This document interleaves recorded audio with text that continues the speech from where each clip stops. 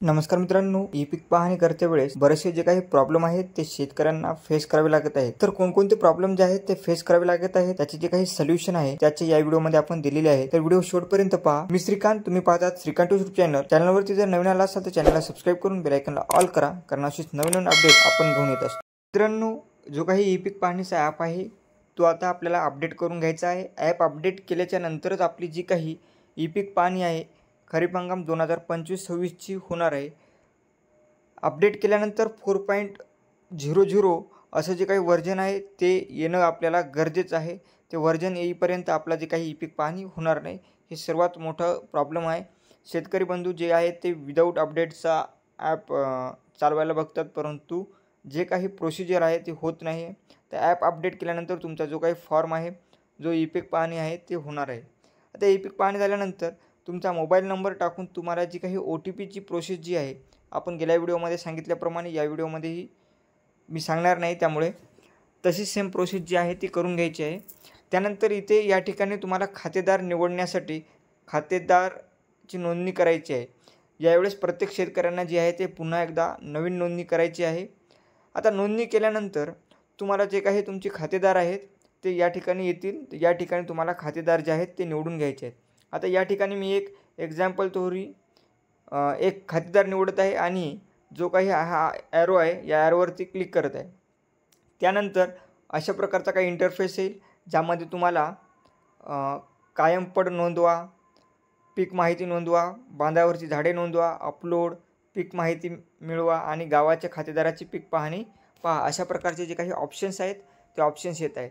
आता या ठिकाणी आपल्याला ई पीक पाहणी करायची आहे। आपल्या पिकाचा पेरा जो आहे तो या ठिकाणी नोंदवायचा आहे। तर या ठिकाणी तुम्हाला पीक माहिती नोंदवा या पर्यायावरती क्लिक करायचं आहे।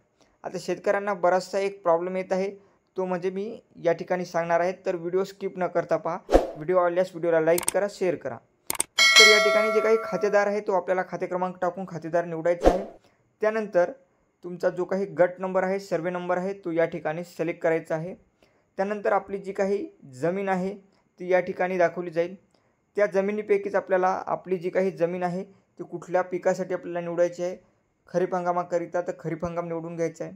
पिकाचा वर्ग कोणता आहे, तुमचं एक पीक आहे, बहुपीक आहे, पॉली हाऊस पीक आहे, शेडनेट हाऊस पीक आहे, कोणत्या प्रकारचं पीक आहे ते या ठिकाणी सिलेक्ट करून घ्यायचं आहे। आता या ठिकाणी निर्भळ पीक असल्यास निर्भळ पिकावरती क्लिक करायचं आहे आणि या ठिकाणी निर्भळ पिकाचा जो काही प्रकार आहे तो या ठिकाणी तुम्हाला निवडायचा आहे। आता निर्भळ पिकाचा प्रकार निवडण्यासाठी निवडा या ऑप्शनवरती क्लिक करायचं आहे। या ठिकाणी तुम्ही पाहू शकता पीक या ऑप्शनवरती क्लिक करायचं आहे। त्यानंतर पिकाची झाडाची नावे आपल्याला या ठिकाणी निवडायचं आहे। कोणतं पीक तुमच्या शेतामध्ये आहे ते तुम्हाला या ठिकाणी निवडायचं आहे।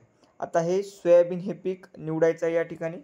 आता तुम्हाला किती सपोज किती तुमची भरायची आहे ते या ठिकाणी टाकायचे आहे। मला आता सपोज पूर्ण पेरा मांडायचा, तर पूर्ण क्षेत्र भरा या ऑप्शनवरती क्लिक केल्यानंतर ॲटोमॅटिकली फिल होणार आहे।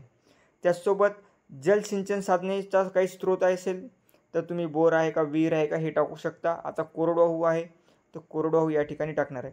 लागवडीचा दिनांक जो आहे तो तुम्हाला या ठिकाणी टाकायचा आहे। त्यानंतर या ठिकाणचं जे काही ऑप्शन आहे पुढे जा या पर्यायावरती क्लिक करायचं आहे। आता पुढे गेल्यानंतर या ठिकाणी तुम्हाला पाहू शकता की बऱ्याच शेतकऱ्यांना जो आहे तो मॅप शो होत नाही। मॅप शो न होण्याचं एकमेव कारण म्हणजे कदाचित तुमच्या मोबाईलला हे जे काही वर्जन आहे ते सपोर्टेबल नसेल, त्यामुळे तुमचा जो काही मॅप आहे तो या ठिकाणी दाखवला जात नाही आहे।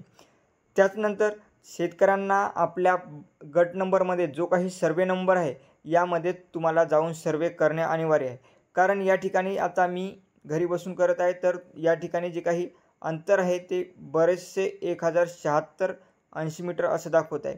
म्हणजे माझं लोकेशन जे आहे ते भरपूर दूर आहे मी, त्यामुळे या ठिकाणी दाखवत आहे। तुम्हाला कमीत कमी 5 मीटरच्या आतमध्ये तरी तुम्हाला ई पीक पाहणी शेतामध्ये जाऊन करणं गरजेचं आहे आपल्या सर्वे नंबरमध्ये। आता शेतकऱ्यांना जो काही मेन प्रॉब्लेम येत आहे तो मॅपच शो होत नाही, तर यासाठी तुम्हाला तुमचा जो काही मोबाईल आहे त्यामध्ये अँड्रॉईड व्हर्जन जे आहे ते अपग्रेडेड असणं गरजेचं आहे, लेटेस्ट व्हर्जन असणं गरजेचं आहे। त्यानंतरच तुमच्या जो काही मोबाईल आहे तो तुम्हाला चेंज करणं गरजेचं आहे। त्यानंतर तुमचे ई पीक पाहणी होऊन जाईल आणि तुम्ही जर पुढे जाण्याचा प्रयत्न करत असाल तर या ठिकाणी पुढे जाणार नाही। तर याच्या पुढची जी काही प्रोसिजर आहे ती मी त्या व्हिडिओमध्ये सांगितलेली आहे, तर तुम्ही त्या ठिकाणी जाऊन तो व्हिडिओ पाहू शकता। व अशाच माहितीसाठी आपल्या श्रीकांत यूट्यूब चॅनलला सबस्क्राईब करून बेल आयकॉनला ऑल करा, कारण अशीच नवीन अपडेट्स तुमच्यापर्यंत आम्ही घेऊन येत असतो. धन्यवाद.